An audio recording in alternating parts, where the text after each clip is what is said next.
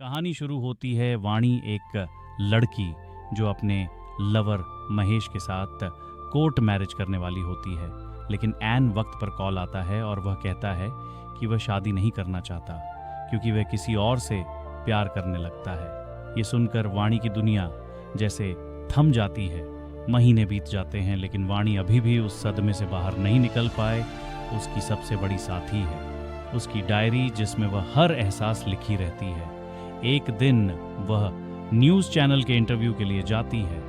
रास्ते में उसे एक अजीब सा लड़का दिखता है। हेलमेट के बिना बाइक चलाता हुआ, सिगरेट पीता हुआ ऑफिस पहुंचती है और वहां वही लड़का फिर से दिखाई देता है। जल्दबाजी में वाणी अपनी डायरी भूल जाती है और वह लड़का उसे वह डायरी ला कर देता है और इस लड़के का नाम ही कृष कपूर और यह म्यूजिक बैंड का हिस्सा है और गुस्से वाला लड़का है। भवानी की डायरी पर लेता है और कहता है कि तुम बहुत अच्छा लिखती हो।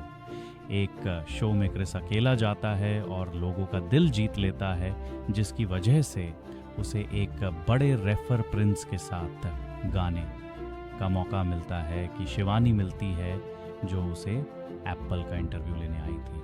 पसंद आती है कि उसे अपने साथ काम करने का ऑफर देता है। धीरे धीरे दोनों साथ काम करने लगते हैं। वाणी को फिर से लिखने का हौसला मिलता है और कृष को एक ईमानदार साथी। एक दिन कृष को पता चलता है कि उसका शराबी पिता सड़क पर तमाशा कर रहा है। उसका बचपन बहुत दर्द में बीता था और वह आपसे कुछ पूछना चाहता था, लेकिन उसकी पिता की तरफ से उसे बहुत तकलीफ होती है, जिसकी वजह से वह अपने पिता पर गुस्सा हो जाता है। उसे समझाती है और खुद का दर्द भी शेयर करती है कि कैसी महेश ने उसे धोखा दिया और उसकी सबसे बड़ी ताकत लिखने की कला हिंदी, लेकिन किसकी वजह से वह फिर से जीना सीख गई है। लेकिन अब कृष कहता है कि हमारा साथ यही तक था। उसे डर था कि उसका गुस्सा करना वाणी की जिंदगी बर्बाद कर देगा, लेकिन वाणी उसे मना लेती है।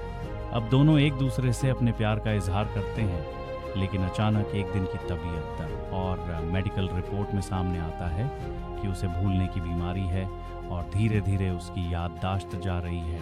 भूलने लगी थी और जल्द ही जल्द सब कुछ पूछ सकती थी। मैंने कृष को सच बताना नहीं चाहती थी, लेकिन सिर्फ को जब पता चलता है तो वह कहता है, भाड़ में गया करिए, मैं तुम्हारे साथ रहूँगा हर पल, चाहे कुछ भी हो जाए। वैसे एक शांत जगह ले जाता है, हर चीज़ का टाइम टेबल बनाता है ताकि वाणी की यादें बनी रही हों। लगता है कि वह उसके करियर में रुकावट बन रही है। वह कहती है कि तुम मेरे से यार अकेला रहता है पर और उनकी ज़िंदगी में रोशनी भरता है। एक सुमित फिर से वाणी का दिमाग ट्रिगर होता है और वह खुल जाती है कि कृष कौन है और वह कृष को चाकू से मार देती है, लेकिन वह कुछ नहीं करता। आखिरकार एक दिन वाणी अचानक घर से गायब हो जाती है कि शिवानी को बहुत ढूंढा है, लेकिन वाणी कहीं नहीं मिलती। लेकिन कृष हार नहीं मानता। कृष वह गाने को गाता है।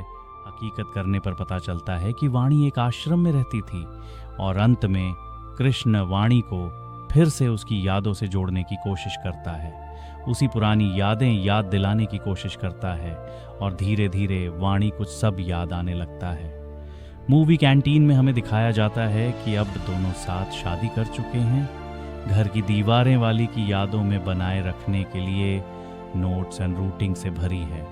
हर पल उसके साथ हैं दोस्तों। अगर आपको सैयारा की कहानी पसंद आई है तो चैनल को सब्सक्राइब करो, वीडियो लाइक करो, हाँ, और कमेंट में बताओ आपको कैसी कहानी अच्छी लगती है।